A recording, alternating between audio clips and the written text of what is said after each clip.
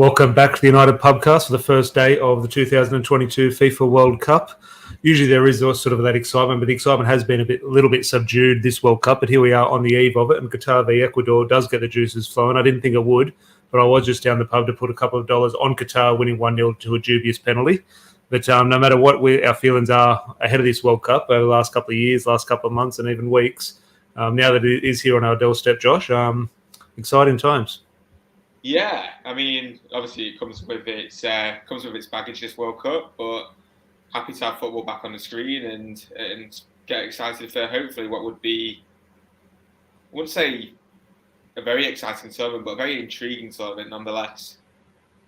It's one of those ones you can't pick, like in terms of everyone just, I think, which I've said on here, and we'll get into predictions. I think Brazil is a favourite, and a lot of people are going with Brazil as a favourite.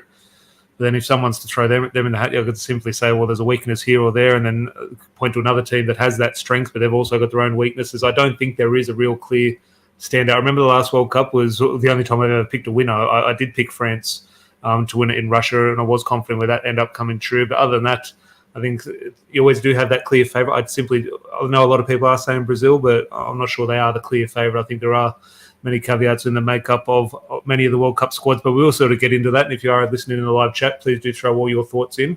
FIFA World Cup. Now, before we get started, because we'll do the draw at the end of the show when a few more people tuned in, but there are one or two spots left in our World Cup sweepstakes. As you can see, the banner below for $2 an entry. I'll just show the photos again for anyone who hasn't seen. Obviously, a Dennis Irwin signed photo from a famous goal in the treble season away at Anfield, and obviously the famous Barcelona match with Brian Robson and Diego Maradona. Two signed photos there. Few spots left in our World Cup sweepstakes, so $2 an entry for a team. You can enter multiple times. Do that via the Super Chat option or the Thanks option. Well, the Super Chat option now, because we will be drawing this live on air. And if you win, if the team you'd randomly draw wins the World Cup, you have your choice of one of those photos. But just on that, we'll start our prediction right at the start, Josh. We'll get into sort of one or two issues. The World Cup winner, I'm going Brazil. Who are you going? Definitely one of the South American teams, Brazil or Argentina. Probably Brazil edges it again. For myself, I don't want to pick the same as you, but I just think with the climate, they're more adaptable to that, and I think the quality of their team as well is better. But a lot of the European teams at the moment that are suffering. I mean, you'd always run right off France, but they've got a lot of injury woes.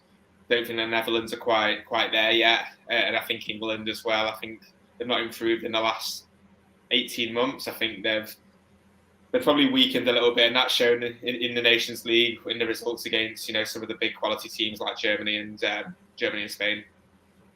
No, definitely. I think the more I've been talking about Brazil, and off the back of all this Ronaldo news, whenever we talk about Ronaldo, there's always Messi news that pops up alongside it, and obviously everyone saw that sort of iconic bit of a photo that was put together in regards to them playing chess. And the more I'm thinking of Lionel Messi, I'm starting to think, as you say, Argentina are potentially there, even though I've been saying Brazil, but there is a potential chance where Lionel Messi is the one to finally get it done. And as much as I thought, well, maybe not this week after the Ronaldo news, but over the last 20 years, I've fallen on the side of Cristiano Ronaldo in the Ronaldo-Messi debate. I'm definitely not going to hold it against Lionel Messi winning a World Cup. Like, what a story that would be. My like for Ronaldo is not a dislike of Lionel Messi. I think both are absolutely brilliant. But we'll say good day to some people in the live chat. Rob, good to see you, mate, as always. Adam Green in regards to potentially no sort of real clear winner, but obviously remembering France in the 2018 World Cup. And Matt, good to see you as always, mate. But look, Josh, let's start at the beginning. Here we are, Qatar v Ecuador. Give me your thoughts. As I said, I just went down the pub to pile a little bit of money on Qatar to get a dubious win. Well, obviously, dubious wasn't in the betting slip, but I do think they are going to get over the line with a little bit of controversy. Now, is that too cynical of me? Should I not be thinking that way, or do I have a right to be thinking that way? Because there have been one or two rumours on Twitter. Now, rumours on Twitter, what can you make of those? However, the rumours don't shock you. Now, obviously, in regards to potentially one or two players from the Ecuadorian team being approached by, let's say, Qatari officials, I'm just thinking, I feel bad for accusing them of that, or feel bad for suggesting it, but it is there, and it is out there, and there's sort of no hiding from the fact. Just your thoughts on the match, one from a football point of view. Now, we're not experts on Ecuador and Qatar, but obviously two footballing teams who have made the World Cup, but obviously also the potential issues surrounding the Qatari off-field issues in regards to how that's going to impact referees, players, etc. I think the rumours sort of an easy sort of generalisation to make. It's not the first time you've heard it associated with Qatar. I don't think it'll be the last time. From a footballing perspective, I think if Qatar were to win a game in their group, it'd be against Ecuador. I think it's probably the easier of the ties. and I said to you sort of off air before that if 3 points against Ecuador in the first game, we're probably the two favourites to get out of the group playing each other in the first game. One of them's going to drop points, or both going to drop points. It'll be quite a start for them, and it could really set them up going forward. If you're a team like Netherlands, your favourites to get out of the group, and you lose your first game, it can be a bit dodgy going forward. It's not a banker to get out, and we've seen that with teams. I think most famously, you saw that in the World Cup in Brazil.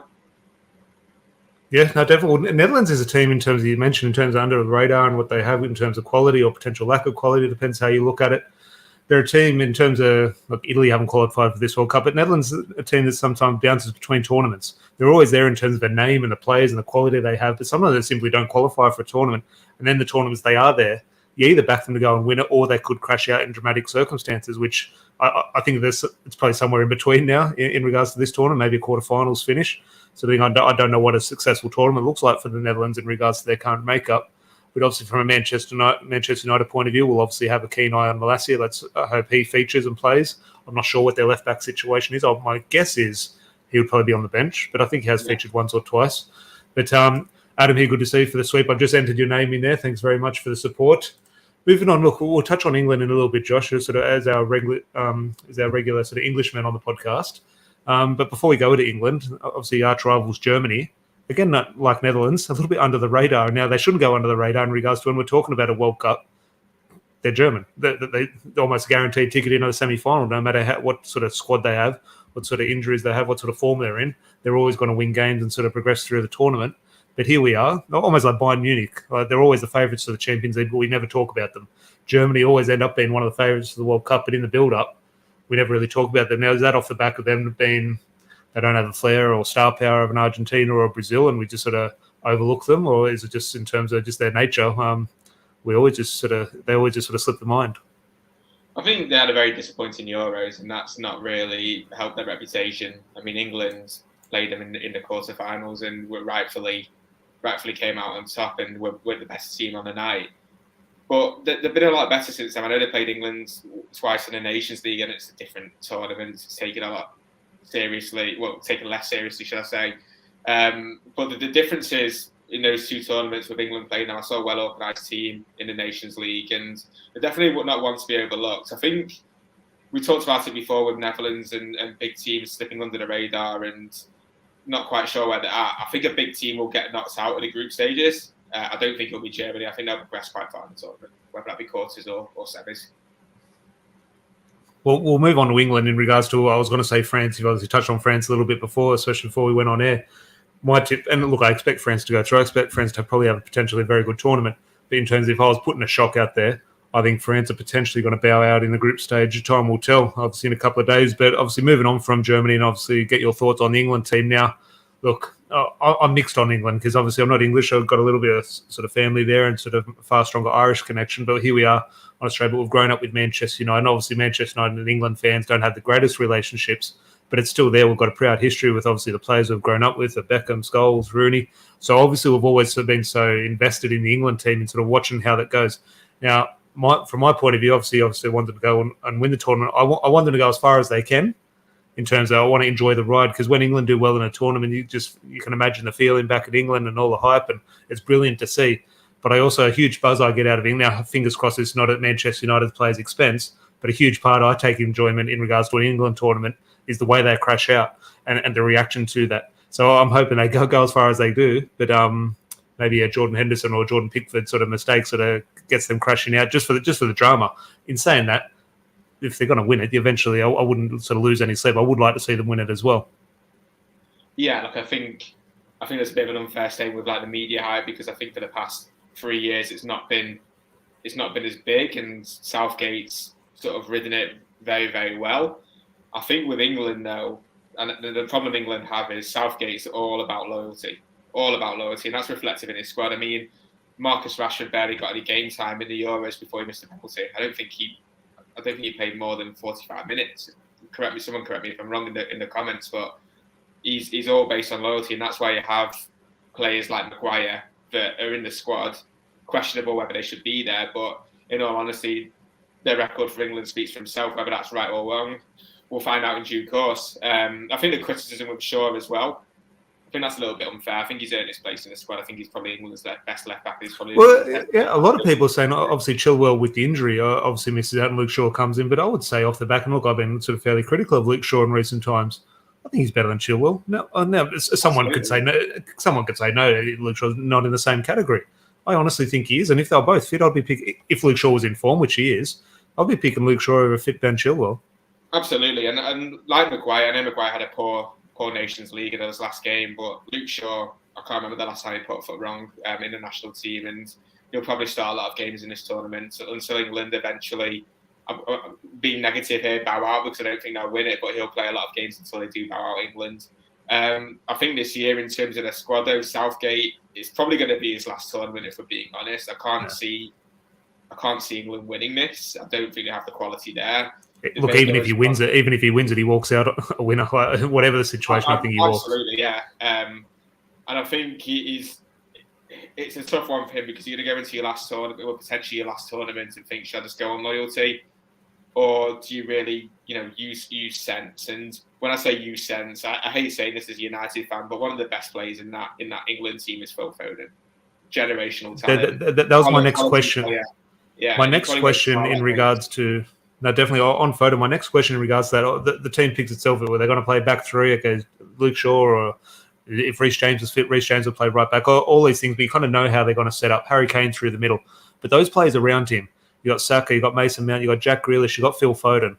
Now, let's say they were playing. Let's say that they've got a 4-2-3-1, and that front three or behind Harry Kane. So a number 10, a right winger, and a left winger. How do you think, or how would you line it up, and how do you think Gareth Southgate will line it up?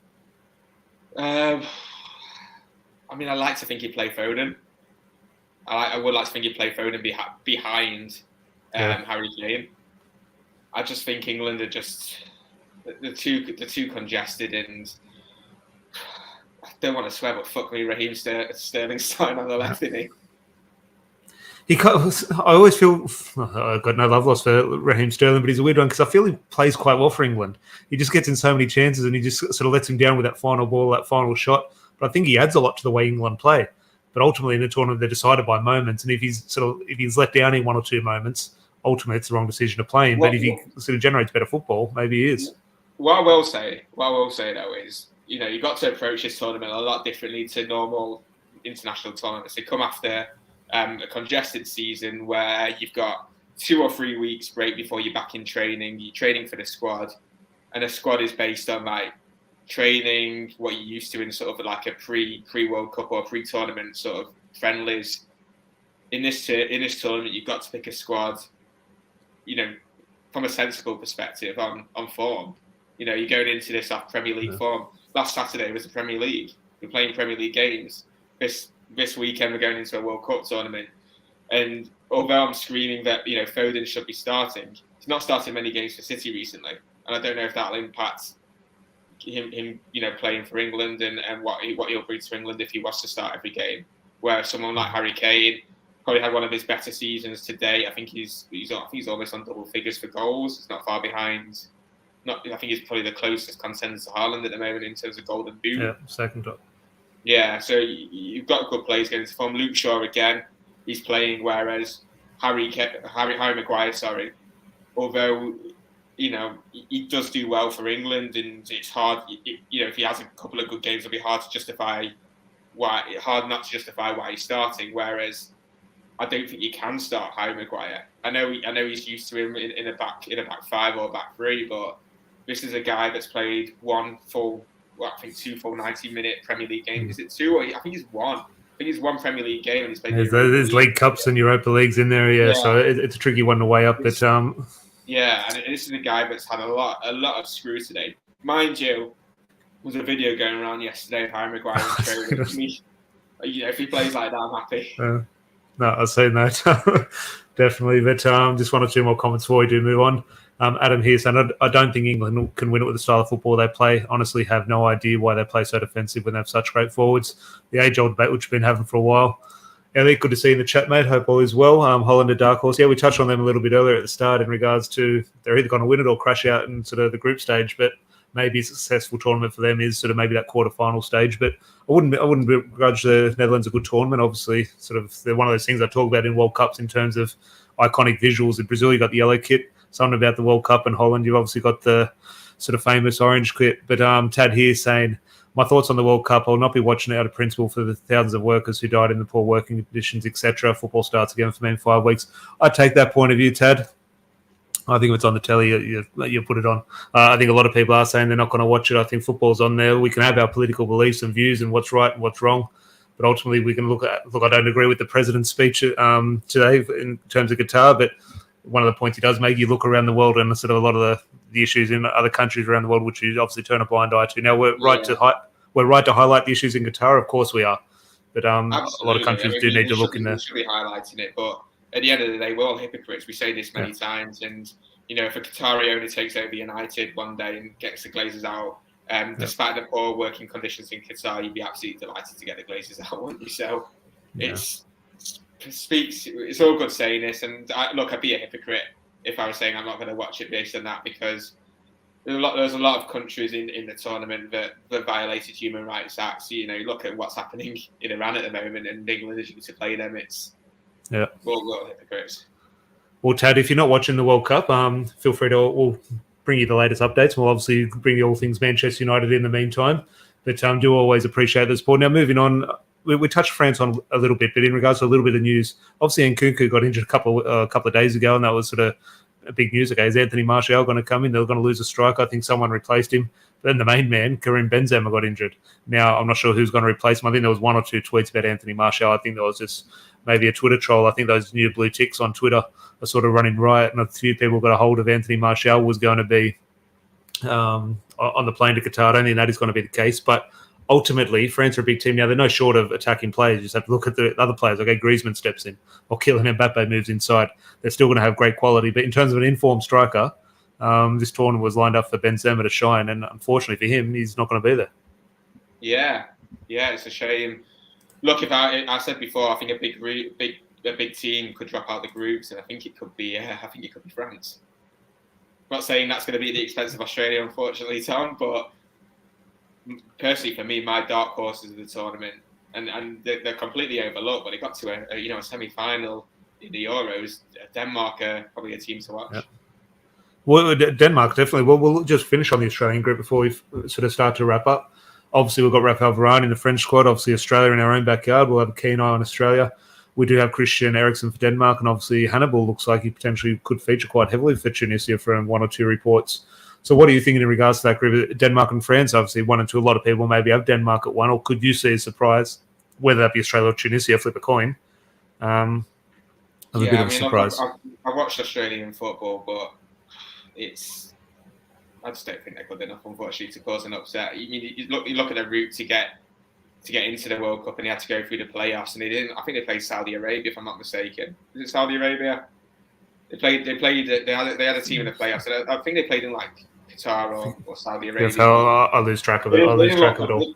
Yeah, look, they didn't look convincing against probably a region where you should be walking out of it with ease. Besides Japan and South Korea, there's not many reputable teams in that region that of any decent quality. For me though, Denmark, I think when England played them in the Euros, they were very lucky, to get to the final. I thought Denmark were fantastic, but they're a team for me that with Eriksen now back fit, back playing, but they're only going to get better.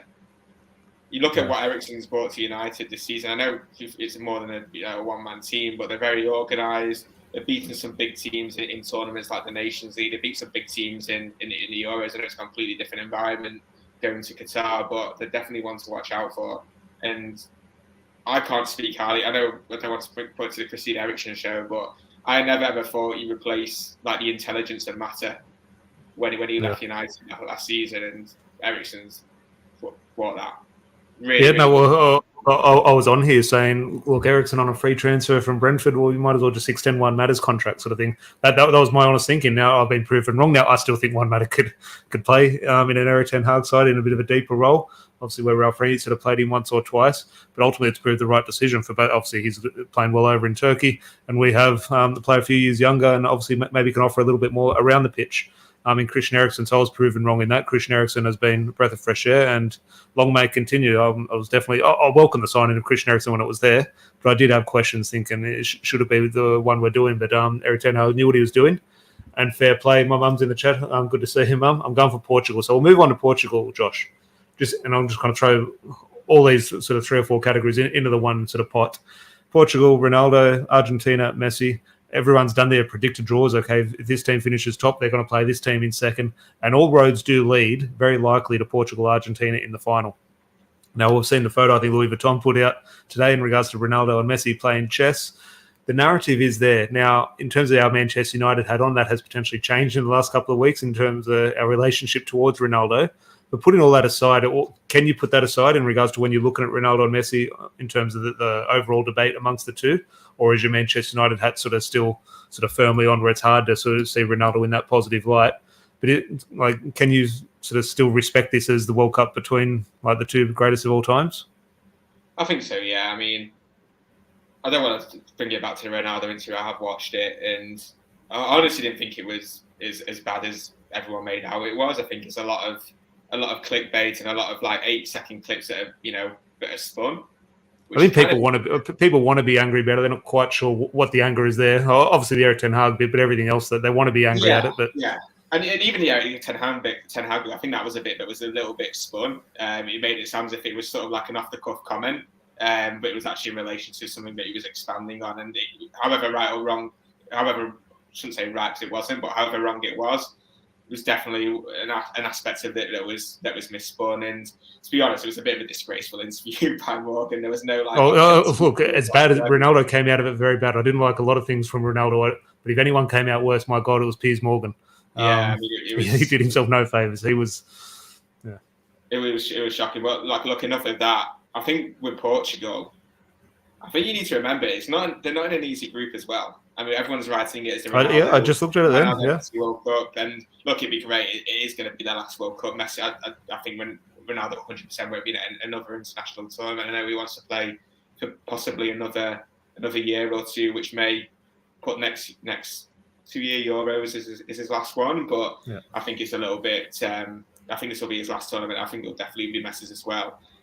South Korea, tough team. Obviously got Son. Who's I think fit. I think there's a bit of an injury doubt with him, but I know he's going to be there. And Uruguay as well. A lot of people's dark horses. You just rattle off those teams. There's a real chance Portugal don't go through. No, I'm tipping that there's a team who potentially go on and win it.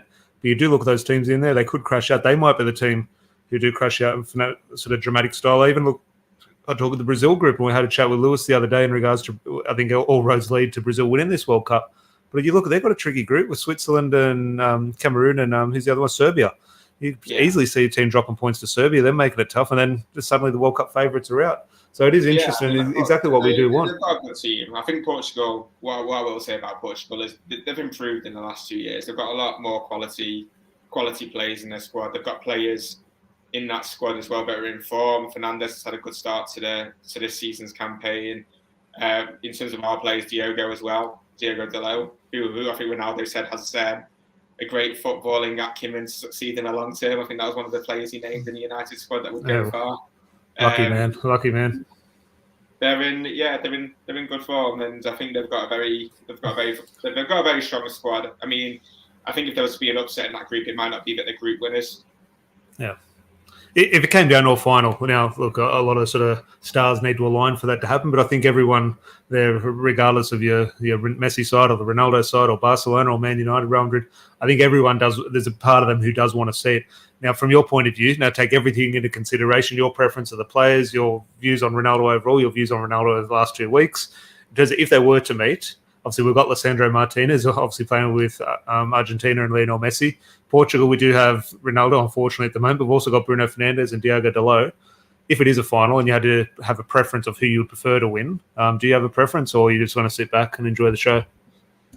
Yeah, look, I'd sit back and enjoy the show, but I still want Portugal to win more for obviously the other 2 Portuguese men in our squad as well. That they're probably likely going to be a big part of the campaigning guitar. I think Diogo is going to be a bit of a mainstay in that right back position, and I think it'd be hard to see Bruno on a bench for a lot of those games. He'll be a regular. I think if anything, Ronaldo might not see see much game time if the injury he's got is any serious in it than they think it's going to be.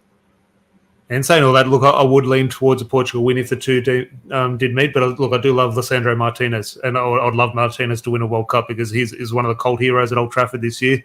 And I've always made the point in terms of Martinez that every team needs an Argentinian. We've got that in Lisandro Martinez, and obviously if Lionel Messi wins the World Cup, I'm not going to lose any sleep because he deserves it in regards to what he's done in his career. And I'd love to see a Man United player win it. So if Argentina were to get the trumps on it, I'd be very happy for Lisandro Martinez. Emat here, agree. So in Argentina for Martinez, definitely. Obviously, not Cristiano Ronaldo and Bruno Fernandes aren't high on his Christmas list in regards to the Portuguese team. But maybe you can see some solace in Diogo Dalot. Maybe Dalot can provide some joy. But a lot of things need to align for that to happen. But whatever happens, whoever does make the final will be very interesting right now. Before we do the sweepstakes draw, just a reminder, I do have two photos here, Brian Robson photo and a Dennis Irwin photo.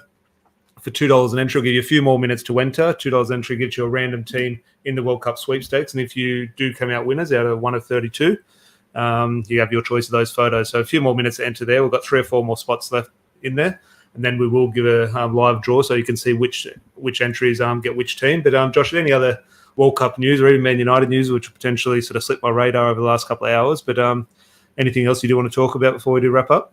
Not really. I mean, fair play to the women's team last night. I saw that, yeah. It was all against Arsenal, joined top of the league with Arsenal, I think, on goal difference. So at least a part of our club's doing well at the moment, in good publicity anyway.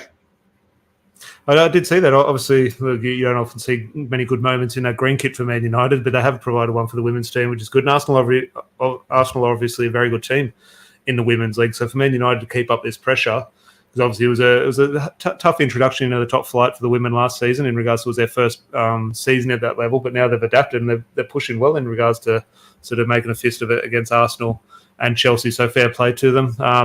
Emad here saying Bruno shot right up list after his awkward handshake with Ronaldo.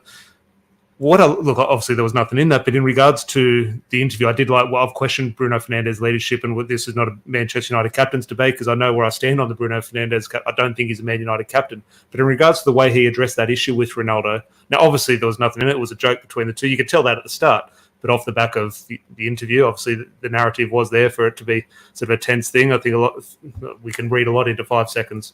But I thought the way Bruno Fernandes handled that in the interview in terms of getting the truth out there, standing up for himself, standing up for his teammates, standing up for his team, I thought Bruno Fernandes handled that situation well because it could have got sticky, even though there was nothing in it. If that was sort of rumbling on, and you draw the first game, suddenly there's this huge issue. Yeah, it's not, I suppose we don't want to really talk about it because it's going to be still not resolved after the World Cup in 6 weeks' time. But but in terms of Bruno in front of the cameras, I did like that. Really, really, really professional. I think for Ronaldo, it puts him probably in a more awkward situation. I mean, it's very, very uncomfortable to sort of do that. It's in a global spotlight as well. It's not just UK news. It's a global news. I mean, it's the number 1 viewed video I think on Twitter this year. It's got some mad stats around it. Look, Ronaldo, and you can imagine the team of people behind Ronaldo. Ronaldo, from a PR point of view, last month has been a disaster. Yeah. He needs to get Marcus Rashford's team in there quick smart and fix this. Like in terms of Harry Maguire and Cristiano Ronaldo, whoever they've got hiring them, whoever they're sort of working for them in regards to their PR team, have had an absolute disaster over their time at Manchester United. And it's so easily fixed. And you see some of the decisions they make now, they ultimately have to take responsibility because they're the one paying those people. If they're doing a bad job, fire them, get new people in. So they're the ones at fault for it ultimately. But my God, they're not done any favours by the people. Again, it's their responsibility. But my God, some of the decisions off the field in terms of the positions they put themselves in, Ronaldo and Harry Maguire. Now, look, on an individual level, you hope both to go on and do have a good World Cup. Now, what that means for Manchester United, obviously, you hope Harry Maguire sort of has a bit of a brighter future at the moment because he has a future at United. Obviously, the Portuguese doesn't. But interesting with Ronaldo, you think surely there's smarter people around him. Yeah, it just doesn't make any sense at all, especially in terms of his aspirations. I mean, look, he wants out the club, but sad state of affair that age catches up with you, and ultimately, he's fantastic season last year from an individual perspective. To get the goals he got last year was great, but he's got to accept, which he can't accept, which is a lot of players may struggle to at his age, is that you can't do it anymore. You can't do it to That level. was an interesting point. I was talking to a mate the other day in regards to, probably about this time last year, we're all having this about how it's going to go, because we all saw this potentially going wrong under Cristiano Ronaldo. So we thought, how's this going to unfold next year under a new manager when Solskjaer is going to be sacked? And we all sat here and said, he's not going to accept being on the bench. And I was saying that as well. He's not going to accept being on the bench. But I came back with a counterpoint, just sort of, not that I agreed with it, but just showing another side of the fence, saying, well, he's never had that sort of option. He's always been first name on the team sheet. So we don't know how he does deal with being on the bench. Maybe he will accept it. And I actually gave that side of the argument, say, well, who knows? Maybe he will say yes to his, or sort of agree with what his body's telling him, and sort of maybe will accept a subdued role under a new manager. I was proven wrong, or not that I agreed with that, but obviously we got the answer quick smart that he wasn't going to agree with that, and unfortunately it has played out the way it has played out. Emad, appreciate the support, mate. Got you in the sweep, just throwing your name down there. Do appreciate that. Fingers crossed I can get you a Brazil or an Argentina, not a Australia. Who knows? Emad's getting Portugal. I can see that. Hopefully, you can stay away from Australia or Canada. But George, good to see you, mate. Good day, Tom and Josh. Do appreciate you tuning in, George. Now, look, before we do that, Josh, in regards to any surprising moments, in terms of we've done sort of the prediction we both do think Brazil is going to do quite well. You're looking at golden boots. Does that just mean you're looking at Neymar? You're looking at potential players like that? Or do you think, I think Harry Kane actually got the golden boot in the last World Cup, even though England didn't go on to win it. He was the one who got the most goals. Yeah, I mean, look, in all honesty, I think England will do really well in the group stages. I think there'll be a lot of goals, but ultimately when it comes to the big test, when they eventually get most likely the Netherlands or France in the quarterfinals, that's when they're really going to get found out. Definitely just putting the last one or two entries in, which I've sort of written down from other comments in the sweepstakes. So we'll get onto that in 1 or 2 minutes. Do you think the Manchester United, in regards to Erik ten Hag, that now we can have the debate in regards to how much who has the most influence? Is it the football department behind the scenes or Erik ten Hag in a transfer market? Now Erik ten Hag ultimately got his players, but in terms of it could have gone sour. In terms of we could have had players like Arnautovic or Rabiot in the team instead of some of these other players. So it will be interesting. But off the back of the World Cup, do you think Man United should be looking at, okay, if someone performs well, go get them? Or do you think the target should already be in mind, where regardless, stay away from someone who sort of bangs in 5 to 6 goals in the World Cup? Because we definitely do need a striker. So whoever is the top scorer, if it's a player from Canada or Belgium or wherever, a team like that, you could definitely see them being linked with a move to Manchester United because we're in desperate need. So do you think Man United will act off the back of this World Cup, or do you think Erik ten Hag will be smart enough to stay away regardless of what we do see? I think they will react out the World Cup just because they've identified it already that they are, striker short. Martial, unfortunately, whether he does go with France to this World Cup because of the injury, he is injury prone. It's likely that he'll probably get injured again. Unfortunately, Rashford, he rarely has a full season at United without suffering some form of niggle. I think it makes sense because, to be honest, there is no way back for Ronaldo, and I really don't see him starting again for United. Even if we don't sell him in January, I don't think he'll play. I think he'll be suspended, or they'll find a way.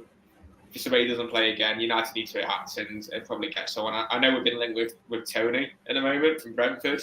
I don't think that's happening. I don't think that's going to be happening after his betting scandal, but. What do you think of that? Because we can tie that into the discussion. Just while I put the 1 or 2 more names in the hat in regards to the sweepstakes, we've pretty much wrapped up our spots there. But Elliot, good to see I'm putting your name in the 31st spot. Elliot, do appreciate the support. But on that, Ivan Toney, betting in sports, or not betting in sports, but a professional Premier League player betting on Premier League football. Now, let's go under the assumption he's not betting against Brentford losing games. I'm confident that's not the case. So I'm not going to accuse him of that. But if he's betting on Man United versus Chelsea. Now, in his contract, that's illegal. He's not allowed to do that. Should it be? I'm torn on the issue. I don't think it should be. If it's nothing to do with you, I have no problem with it. But obviously, the Premier League and the governments do. Well, look, there's a big gambling culture in football outside of football. A lot of players spend a lot of time in the casino. Personally, when I was back in the UK, I went to university in Leicester. Saw the team at the casino there multiple occasions. There's a big culture of gambling, and I think in the Premier League clubs at the moment, I think 14 out of 20 are gambling sponsors. That might be incorrect, but I know it's double figures. I think it might be 12, around about 12, 13 or 14. One of them numbers are gambling sponsors in the Premier League, and I think that's a bit of an ignorant claim to say, because it's gambling sponsors, it encourages footballers to bet. I think they're all responsible for their own actions.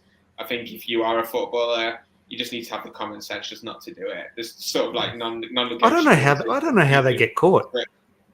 I don't know how they get caught.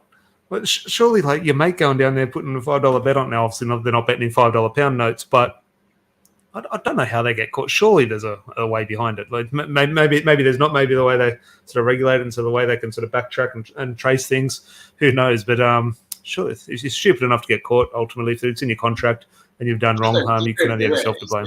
Say thing to do. Just don't bet. Just don't bet. Yeah. You know you're going to get in trouble. Stay until you're out of the game. I mean, it's a dangerous sort of path to take anyway, just because you're always liable to get caught. It's like going out. It's like going out and night out. It's like what they say. I listened to a podcast the other day. I think it was Ben Foster's podcast, and he said the only reason now we do Sunday warm downs after a match, so they call you in on the Sunday morning after a match day, is literally not to warm down, just to stop you going out on the Saturday night. Yeah. Well, Everton or Everton, and I think maybe Celtic did it as well, both on Bondi Beach today. Obviously for the whole Sydney public to see them, but Adam here saying as long as the player isn't betting for and against the team they're playing for, I don't see the issue with it. Look, I agree with that, but obviously a lot of people will see it differently. But George Hill is an interesting point, which we'll wrap up on this one. Ronaldo will play well for Portugal, hopefully. Some hooks get him off the book. So it's interesting there whether Ronaldo will play well. Let's, for Man United, say let's hope he does, because that will obviously increase the chances of a club sort of coming in and get him. Now, is that going to be Chelsea? Is that going to be someone in Europe? I'm not sure. But ultimately, in terms of our motion towards Ronaldo at the moment, some people won't want him to do well. It'll benefit Manchester United if he does well. Now, it won't benefit Man United if he does well and we can't offload him, because then the problem lingers around our under-21s and 18s training ground. But fingers crossed that it is a speedy resolution. It does look like the club potentially have found a potential sort of clause in his contract, which will make it quite easy to terminate his contract. I hope the club don't sue him. I think Ronaldo's let himself down. Move him on. Okay, I think playing this out in court is bad for the club. It's bad for the player.